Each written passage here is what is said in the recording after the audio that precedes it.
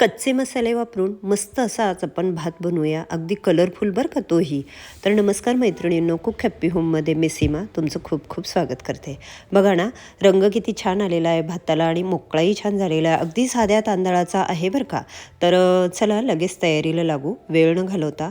त्यात मस्त सोयाबीन आणि अशा आपल्या नेहमीच्या वापरत्या भाज्याही घातलेल्या आहे.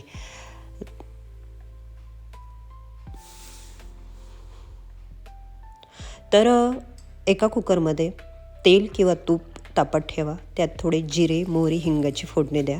शेंगदाणे चांगले परतून घ्या. 2 मोठे मोठे कांदे अशा पद्धतीने चिरून तेही व्यवस्थित परतून घ्या.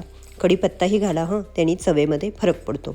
तर बटाटे अशा पद्धतीने मी सालासहितच टाकलेले आहेत चिरून, तेही परतून घेतले. टॅमॅटोही परतून घेतला. भिजत घातलेली सोयाबीन तीही व्यवस्थित त्यामध्ये परतून घेतली. आता हे जे आहे ना, हे कोथिंबीर, खोबरं, लसूण, आलं वाटलेलं आहे बरं का. फक्त ते दाखवताना राहून गेलं माझ्याकडे. तर मी अशा पद्धतीने तूपही घालते. तुम्ही नंतरूनही घालू शकता अथवा तुम्हाला नसेल आवडेल तर नका घालू.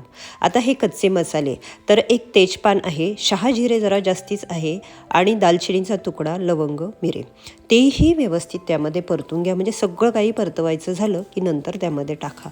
त्याचा मस्त असा स्वाद त्यामध्ये उतरतो. तर इथे तुम्ही थोडंसं अर्धलं सगळं कुटूनही घालू शकता.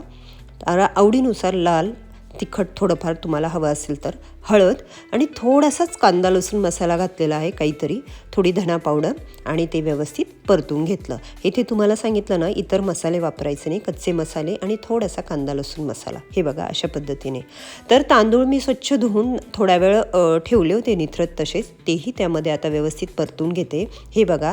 तर ह्या स्टेपला तुम्ही इथे कोथिंबीर घालू शकता अथवा पुदिनाही घालू शकता. मस्त असा स्वाद येईल भाताला. आणि ह्याही स्टेपला तुम्ही तूप घातलं तरीही चालेल. गरम पाणी घाला आणि मस्त 2 शिट्ट्यांमध्ये कमी गॅसवर हा भात होऊ द्या. तर पाण्याचं प्रमाण तुम्ही बघा. मी येथे जाड मीठ वापरलेलं आहे, तुम्हाला जे हवं तुम्ही ते वापरू शकता. हे बघा 2 शिट्ट्यांमध्ये मस्त असा भात झाला, रंगही छान आला. आणि महत्त्वाचं म्हणजे कच्चे मसाले असूनही रंग छान आला. थोडा कांदा लसूण मसाल्याचाही फरक असतो आणि स्वाद तर खूप घरामध्ये पसरला. मस्त असा भात झाला आहे. तर नक्की एकदा बनवून बघा. बघितल्या तोंडाला पाणी सुटेल अशाच मसाले भाताच्या खूप रेसिपी मी आधी दाखवलेला आहे.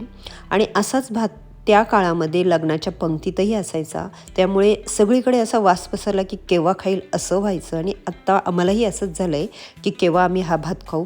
मस्त त्याबरोबर कढी घ्या, मस्त अथवा लोणचं घ्या, पापड घ्या आणि अशा भाताचा आस्वाद घ्या. नक्की एकदा कच्चे मसाले वापरून आणि थोडा कांदा लसूण मसाला वापरून भात बनवून बघा.